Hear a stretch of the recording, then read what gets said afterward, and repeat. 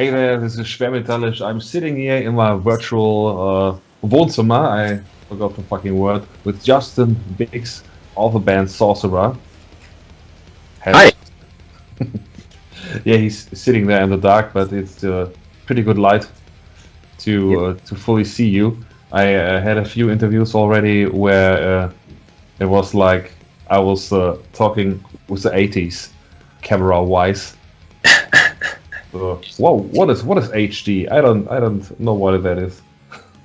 Me either, man. I just use whatever my camera says I should use. So Yeah, it's a pretty good picture. That's nice for a change.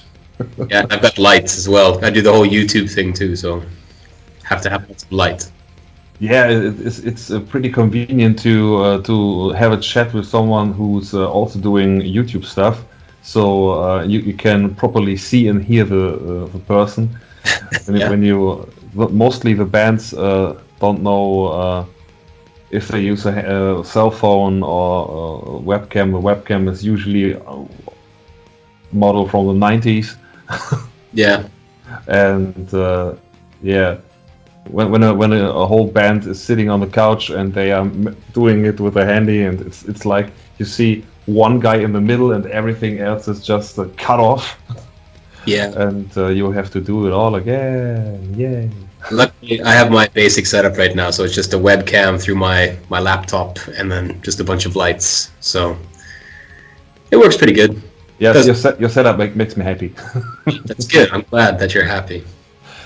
So we decided to talk a bit about you and, of course, your various gigs with Sorcerer and your other bands you have been involved with in the last years.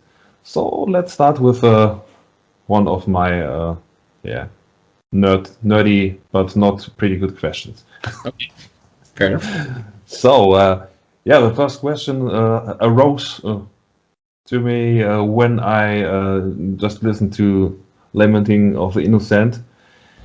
Do you consider Sorcerer, aside from Epic Doom, as a proggy band in any capacity? Well, I think that the premise of Sorcerer, like in the very beginning, like the band was formed in the late 80s, so 89.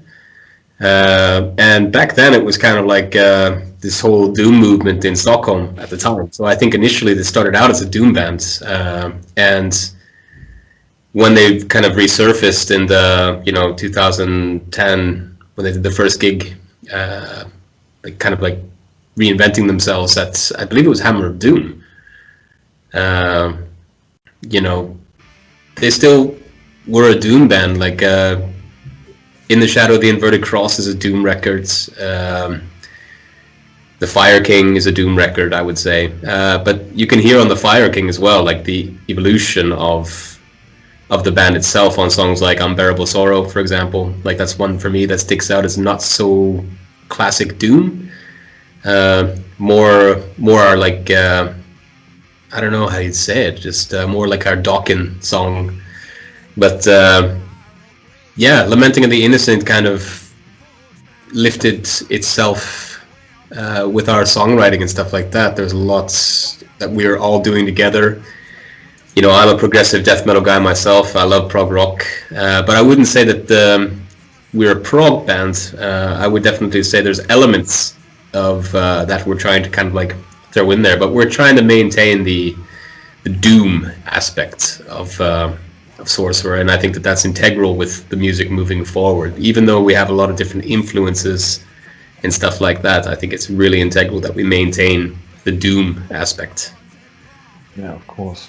The Hammer of the Witches. Yeah, the Hammer of Witches was the song I was just listening to, and there were a few moments that got me thinking of Arjen, of the sound he sometimes uses in his broader and more epic songs, and yeah, because of that moment, I just had to ask. Yeah, I mean, well, that was like the first songs we wrote for the record. So I mean, that song itself, like Christian wrote that, and if you're familiar with Christian's guitar work, He is kind of like a really proggy dude. Like one of his favorite albums is Images and Words by Dream Theater. So he loves prog rock and prog metal and proggy stuff. So yeah, I think that song, it actually has a lot of twists and turns, which would lead one to think that it's a very prog-like song. Yeah, you yourself are not so far away from some of the bigger prog bands. When I remember your favorite three bassmen. Yeah. Yeah, I done my homework. Yeah, I love me some prog. Yeah, it's sometimes, but I learned to run away from everything when the press text mentions the band as avant-garde. Yeah, that's normally a sign that it's like, okay, it's going to be weird. Yeah, or just shitty.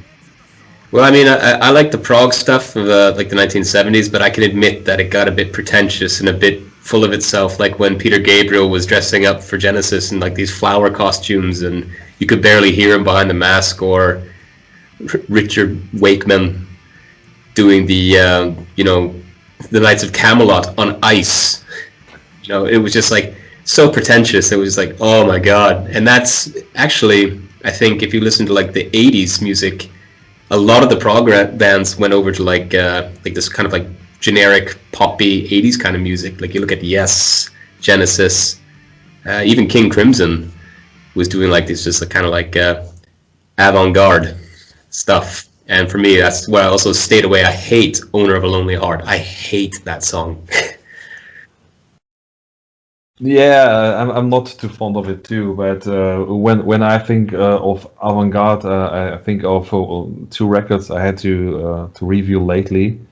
Yeah. Sometimes I do work I don't choose because I'm working for some Macs too, and yeah, there were two records, and it was just like bubbly sounds, no vocals, and it was just. Yeah, it sounded like bubbles. Like bubbles. That's it. Like I mean, bubbles. basically, yeah, you can fart in a bathtub and make a record. Yeah, and they were quite pretentious when it came to their press text, because they said and they said that the whole structures are about social inequalities and shit like that. But how can you talk about a message when there's no vocals? Yeah, I guess they're basing it on feelings and bubbles. Yeah. Oh, that bubble. That was my problem with the mortgage. Yeah, of course. Yeah. Aside from that, I really do love prog. Yeah. So I know the growls on the record. I know you did them, but were the growls your idea? Not initially, no. The growls came across because we started doing the Sorcerer song "Exorcise the Demons" live, and I played the role as Satan in the song. So when we were doing it live, I was doing the demon devil voice on the track, and Christian, kind of when he was doing the songwriting, incorporated that. It started off with witches, like the witch burn. And he thought it'd be cool to kind of lift the song up a bit and give it a bit more dimension and depth. So I wasn't really expecting to be asked to growl, to be honest. It was kind of a shock for me, and I'm not a growler by any means. I've never been like the singer or the growler in a band, so I've always just been a bass player. So it was kind of cool to get the chance to do that, put it to tape, and yeah, just a really fun experience for me. So yeah, it wasn't my idea. Was it scary? It was, yeah. Because like, it's like, what kind of growls do you go for? Like for me, like I've always liked growling like the old like Sepultura stuff, like that kind of growling, like old school stuff, or Entombed, that kind of growling. Not like this weird kind of like new stuff that's coming out, like the pig squeals and all that stuff. Like for me, it's just beyond me. And I didn't want to do anything like black metal either, like the really high pitched kind of strained growling. So I kind of stuck to my roots and went. I thought, well, what would Elgi do? And kind of Entombed, or what would Max Cavalera do here?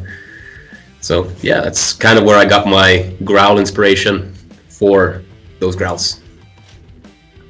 Yeah, did you expand on that? Do you will there be more of that from your side in the future? Well, I think that the way that we're writing now, because we are currently writing a follow-up, so nothing's off the table yet, but nothing's set in stone, so to speak. So if there's growls, they'll be there. But yeah, we don't actually decide on like growling, like, oh, this part has to be growls. It has to be like, after a lot of listens, after we've written the music, it just has to fit. It's like Anders does his thing, and normally it's great, even when he demos, even if it's like, bullshit words that he's using, just hear the notes. Yeah, it's just like, okay, well, what's this missing? Do we need some orchestrations? Do we need some growling? Do we need some ambience in the background? So yeah, we'll see what happens when we write the music, I guess. Yeah, so that sounds like more of an organic kind of way of creating the music. It is a very organic process. Like, we listen to the tracks and we rearrange stuff, so nothing's ever set in stone. Like the way that we normally write, like for example, Age of the Damned, I wrote that, and Christian wrote the chorus in it, because the one that I wrote was just abysmal, and Christian is just a god at writing choruses, so he knows how to write these catchy hooks. So, it was like, we kind of picked and took a look at it. Like, Christian added a lot of like layers on the verse riff, because other than that, it was just kind of like the straight up kind of almost Pantera like riff, like dun dun dun dun dun dun dun, like nothing else. But he added the kind of these atmospheric guitars in the background, and narrations here and there. So the song that I originally had written was actually the same in a nutshell, but it was so much different in terms of like the depth. It wasn't just this straight up like doomy rock song. So there were just dimensions added, so to speak. Yeah. Oh yeah. But without the first dimension you provided, there would have been another song, or not that song at all. So I think that's always great to see that you help create something great, or that something is created out of something you created. Yeah, I mean, it's always really cool to hear like a song that that you've written, and I wrote the words as well, the text for that song. So it's always cool to hear Anders singing the lyrics as well, because it just brings it to life, and it's just like, yes, that's exactly how I was thinking it should be sung, kind of thing. Yeah, and he definitely has a fucking great voice. Yeah, he's definitely just an awesome frontman. So really grateful to be playing with such players. Yeah, of course. So yeah, I already know that some of my favorite songs of the last album were written by you. How about the upcoming stuff? The upcoming stuff? How do you mean? Like the stuff that we're writing now? Yeah. Well, we're not really there yet. We've been doing something kind of on the sides, which we'll announce soon. But I don't want to have any spoilers or anything like that, so I'll leave that there. But we haven't really been. I think there's like 2 tracks that one Peter's written and the other one Christian's written. But other than that, it's nothing finalized. I haven't written so much just now, so we'll see how that goes. Okie dokie. So, what is the story behind Where Spirits Die? One of my favorites. Yeah, well, the lyrics, I wrote the lyrics for that. And I was kind of just, we were writing this theme, about the medieval, like the witch crazes and stuff like that. And that was one of the first songs I'd written the lyrics to on this record. And I was going through some sort of depression at the time, and you know, I think that I've said that before in other like interviews and stuff, that the songs that I'd written lyrically, I was kind of like using like the 7 stages of grief as a kind of like as an influence on how I was writing. It was also a good outlet for me to write, and I also kind of portrayed and thought, like, what would these people that were getting persecuted for no good reason be thinking, like, during that time. And I think that when with Where Spirits Die, it's more along the lines of just like, you know, accepting the way that things are. And in this instance, you know, Where Spirits Die, it's about the people eventually coming to terms with their own death, and it's about letting go of everything that you know, laying your head in a bed of burden, as I wrote there. You know, it's just you know, there's a burden that's hung over you, and you're put in that bed. You didn't make that bed yourself, but you were put there, and you have to accept it. So that's initially what it's about, acceptance of shitty circumstances. Yeah, the song for this pandemic. Yeah. Yeah, it's a cracker. Of course. Yeah, and I think that there will be records that will be written about these 2 years. Yeah, well, we just signed a contract for 3 more, so that is great. Great news. 3 more. 3. 3. That is fucking great. So, what is your favorite part or song of Lamenting of the Innocent record? Well, it's a hard one.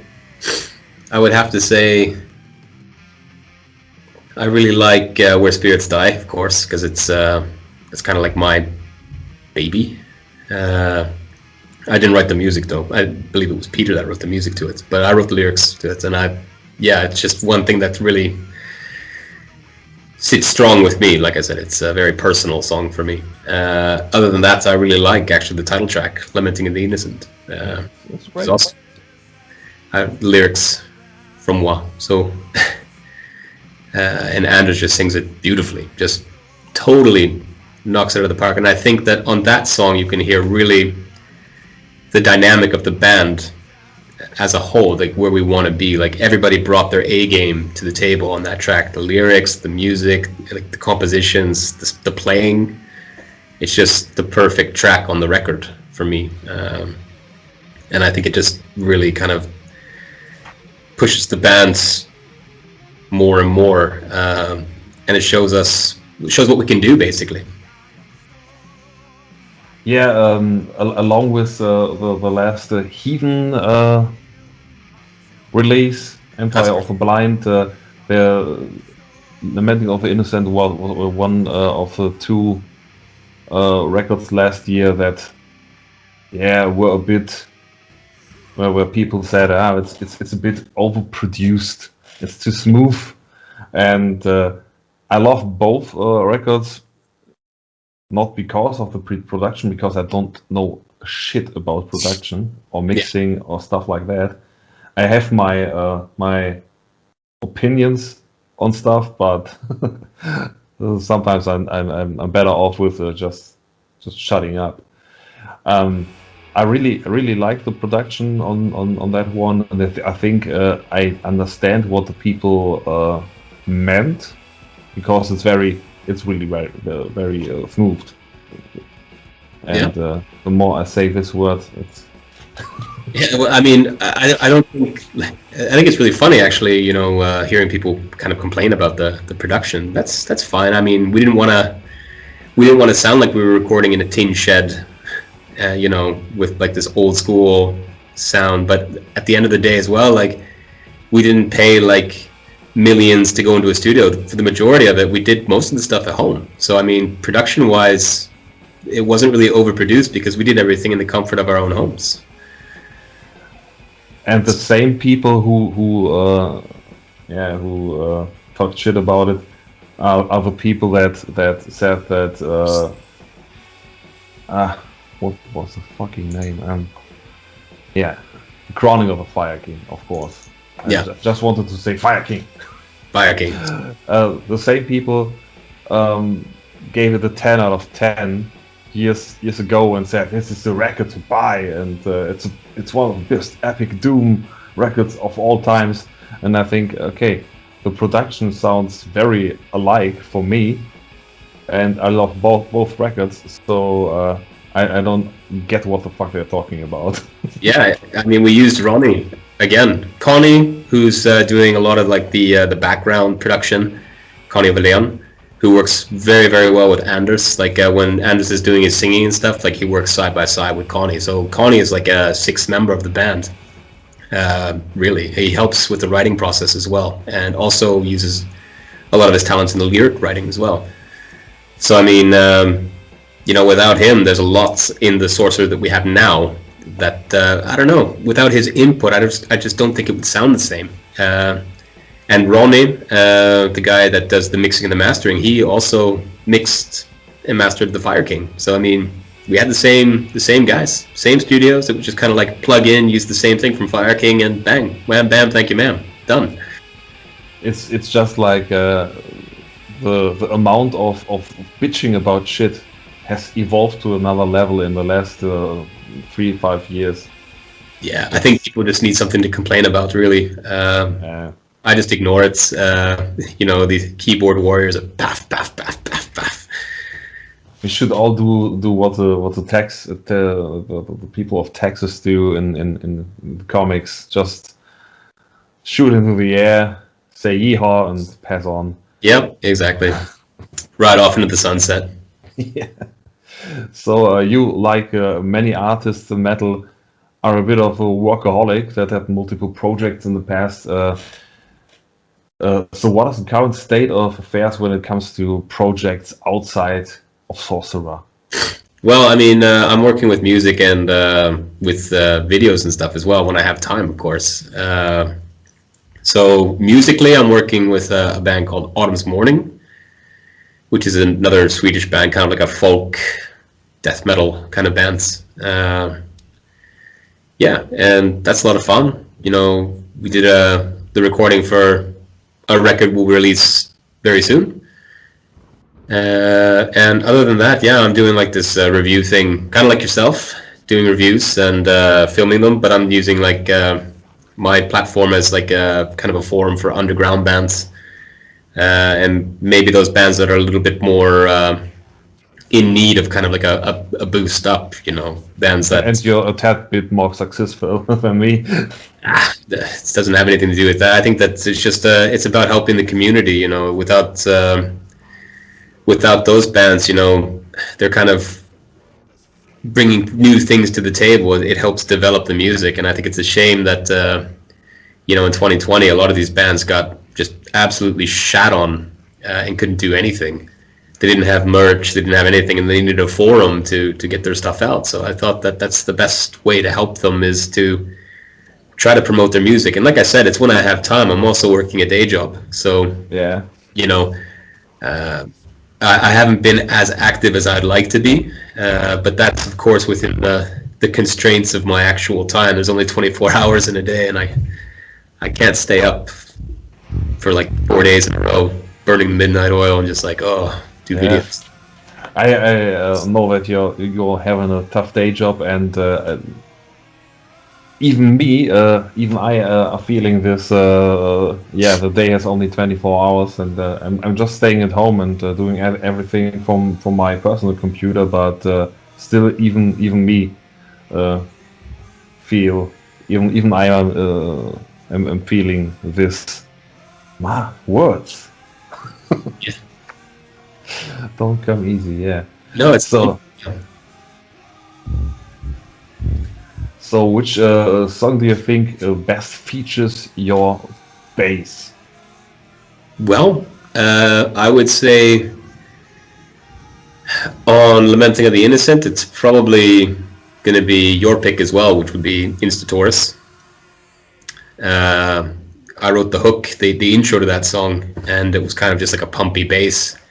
And Christian wrote the rest of it, and he kind of like elaborated on that and really brought the bass forward, kind of like a driving, like really swinging bass riff there.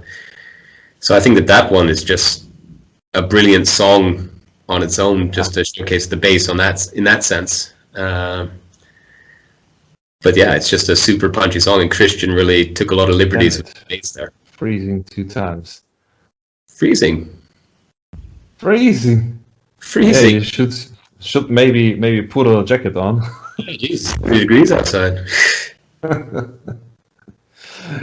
So yeah, Into Taurus was for me the song where I really, where the bass was really audible. That is the only thing I have to I can bitch about in the sound is that I'm not hearing my mate. Yeah. But I think it's a big problem. Most bands with 2 guitarists have. Yeah, I mean, I'm there. You can definitely hear it, but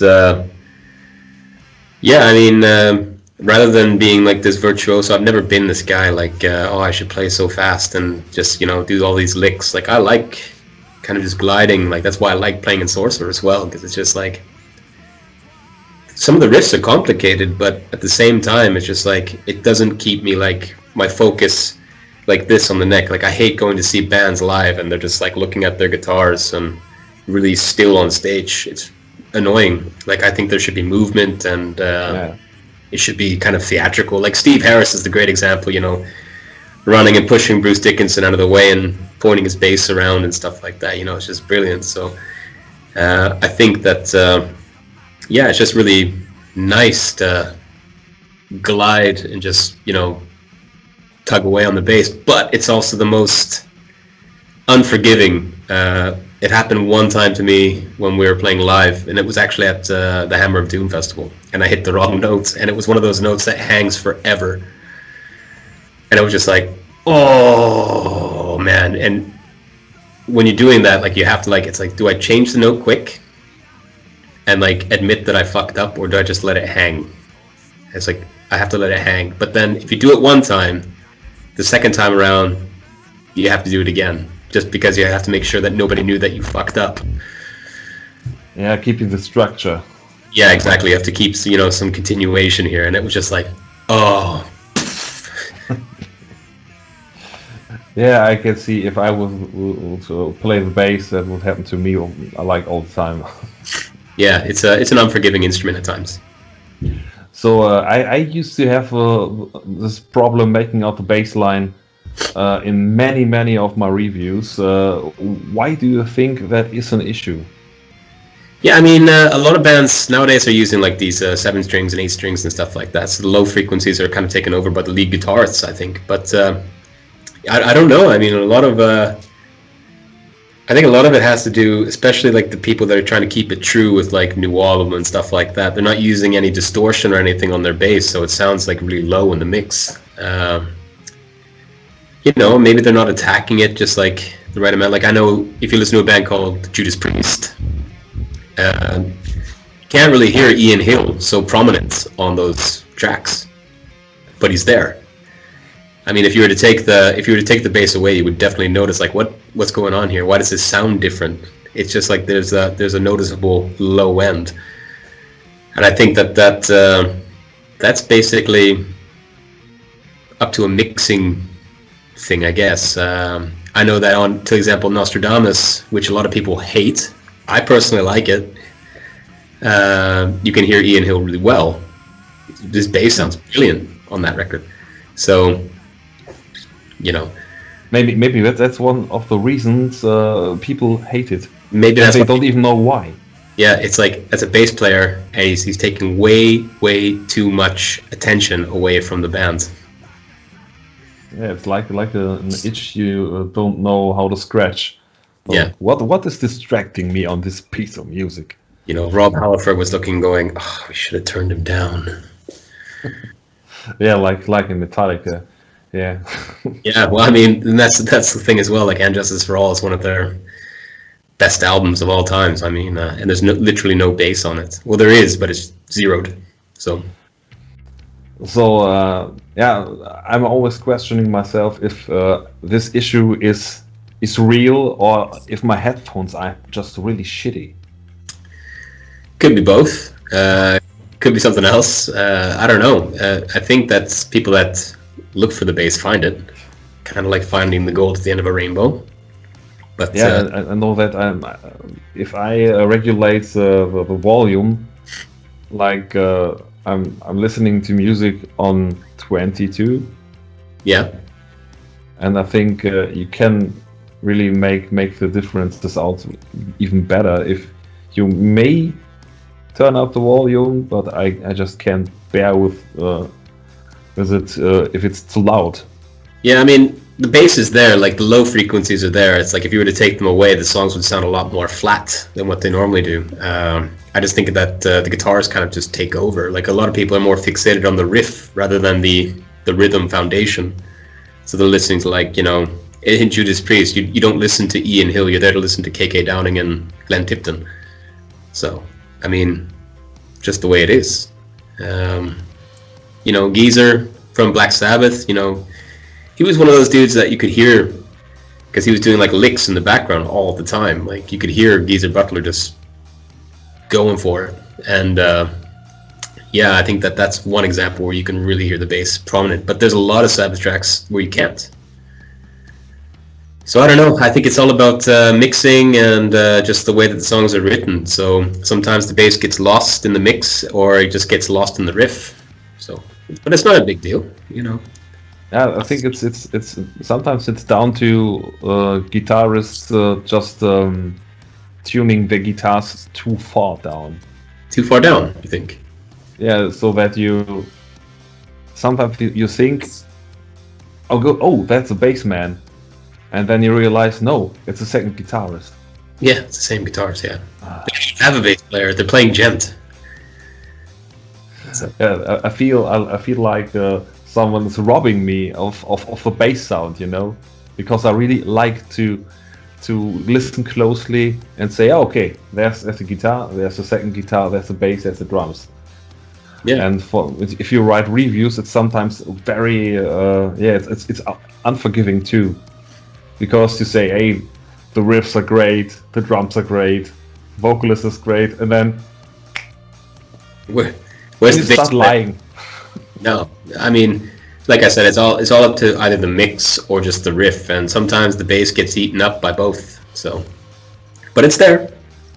Sometimes I say that the bassman is doing great after searching for him for the sound for like an hour and listening to the whole experience over and over again in order to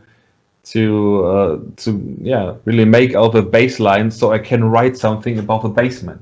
Yeah, but it's there. I mean, it's just that you can't hear it so prominent on certain tracks, and I know it's not an issue for me though. I don't mind. I know I'm there. Yeah, because of that, I really like Insidious because I made it out. I made out the bass line, and it was okay. He's not been used at it. No, exactly. I haven't been. There's no Lars in the band, so. Oh, that's great for you. Yeah, that's great. Yeah. Yeah, we need to talk about Metallica one day. It will be a long talk. Oh yeah, there's a lot to go in there. So one of my favorite bands, but also a lot of dramas as well. Oh yeah, drama and drama. Sounds alike, huh? It's the middle name, yeah. I think I detect a pattern here. Of course. So you got new stuff upcoming from Sorcerer, and I know that I am very thrilled by that, and I know that some people that watch my channel will be thrilled too, because they did click on that Sorcerer video, Did click on the best of 2020 video and said a few nice words. That's Like, good. hey, that's a great list. Cool. Yeah, I just had a comment a few days ago commenting on a video I made in December. So yeah, There you go. Comments coming in. yeah, still growing, still growing. Yep. Well, soon you can be able to buy that brand new Volkswagen there and cruise around. I just have to compliment that tattoos, dude. That's really great work. Oh, thanks. Yeah. Yeah. Got the Frankenstein there and my skull there. Yeah, I really like the way he works with the shadows and the grace. Yeah, some good grayscale work. Yeah, Gotta have it. I don't like having color, so just yeah. gray. I'm a color kind of guy. Ah, I got a Kiss Army. Nice. And this Oh, nice. Ace is high. and yeah, this is unfortunate. This is really just unfortunate because that is of course Seth Abominate, the Well, I mean, official mascot of Five Brothers. I think that a lot of people are going to find problems with everything. Really, just the same as people finding production problems or issues or whatever. Yeah. I don't know. They really don't know what they're talking about. But it's like people are going to find problems with anything, and I think that with Iced Earth there as well. Yeah, this is sad set of circumstances about how everything went down, but you can't negate like the whole previous 20 some years that they had together as a band. Like just because that one instance happened doesn't mean that the other stuff before that the fans know and love is bad all of a sudden. No, I decided to still love everything that happened before that. Yeah. Just because, yeah, you can't strain your history backwards. Well, it's the same thing with like Michael Jackson as well. It's like, yeah, Michael Jackson was, apparently did some nasty things and stuff, but Thriller's still a fucking awesome record. Bad's still a great record, So I mean, he still did some good work before all that weird stuff happened. So I mean, you can't judge on somebody else's like the one person's mistake. It's like their whole career is being like, oh, well, now I don't like it. Yeah, and it would be unfair to do that because there's other people involved with that work too. Yeah, I mean, and that's the thing, I just, I let it be. Like, there's a lot of drama and stuff like that behind that kind of stuff, and a lot of people just they eat it up, and they want to talk about it, fine. But at the end of the day, it's just like, whatever, let's just write music, and, we can talk politics another time, but we don't have to, argue and fight about it. It's just like, shit. I think the good thing is when talking politics over the internet is that if you would do it in a bar and you would have a few drinks over it, you might end punching someone in the face, and it's just impossible to do that via Facebook. Yeah. So you result to memes and really poorly taste gifs and stuff like that, or you go so low as to call someone's mother out or something like that. I don't know. Whatever keyboard warriors do, they do it in their mother's basement, and they see something that irritates them, and paff, paff, paff, paff, paff, paff, paff, paff. Are you referring to the cat on the keyboard? No, there's another one as well. Like I saw a comic strip as well about. It was a meme about a band releasing their second album, and it was like 4 panels, and it showed the guy waiting, and then the next thing it showed like a sweat mark, and then it said like on the internet like, oh, band releasing their second album, and then this baff baff baff. I liked their stuff before this. They've sold out. Blah blah blah blah blah. Everything after the demo sucks. Yeah, it's not true anymore. So I don't know. People seem to forget about development and stuff like that, and how things move forward. Yeah, that was the case in the 90s with Metallica too. Oh yeah, oh man, I could talk to you for hours about those things. So I mean, yeah. Luckily, I think we can do this someday rather soon in Yeah. person, because I think things start to look a bit better here. Yeah. Yeah, the numbers are declining. They are falling. It was like in we had, I don't know if it's incidents in other countries too. In Germany, it was like the incidents in a few months ago was like 200, and now we're at 26. That's good. I mean, That's great. we'll see. Once this whole COVID thing's over, I kind of refrain from talking about it, but once it's over, I think that we're going to see a pretty lucrative year for music and events and festivals and stuff like that. Once we've kind of find our footing and how we kind of attack live shows and stuff, I think it's going to be a really good few years for music. Anyways, people are going to want to go to gigs because they've been locked up for a year. Yeah. So it's going to be fun. I can tell you, I want to go to gigs. I want to go to fucking every gig, and to see bands I wouldn't ever think about seeing a few years ago. It's just like, oh, they have a guitarist. Cool, I'm in. Really? That's all you need. I mean, what was the last gig that you went to go see? It was in March last year. It was, I think, maybe a week before the first lockdown. And it was a Canadian, two Canadian bands. Oh, wow. Yeah. And I think you would, if you don't know them already, you should check out Riot City. Riot City. They had a video a few days ago of the preparations for the next album, and they have a new vocalist, and we already saw that guy. Okay. And he sounds like fucking Eric Adams at moments, but like Eric Adams at, I don't know, 26. Cool.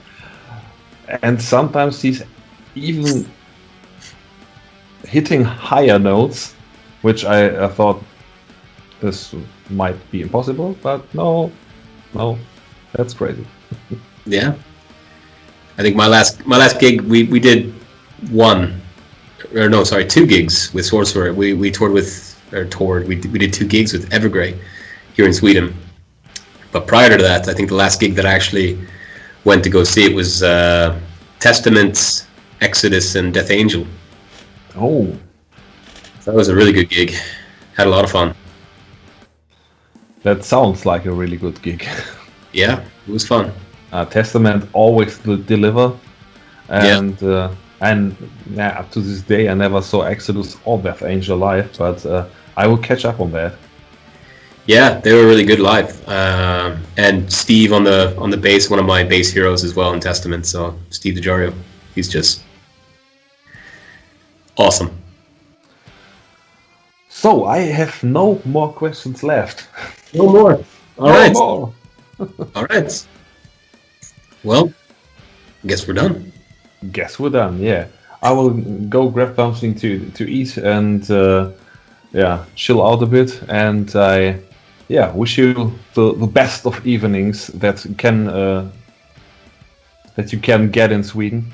Thank you. I'm currently just following the hockey because it's the final tonight and it's Canada playing against Finland, and Canada's down 1 point. So I think that I'll spend the rest of my evening stressing over the game. But no worries. Sending powers and positive thoughts and prayers to the Canadian team. Yeah. Thanks, man. Appreciate it. Okay, so have a nice one, and good luck with that. Yeah, thank you. You too. Take care of yourself. Stay healthy. You too. Bye-bye.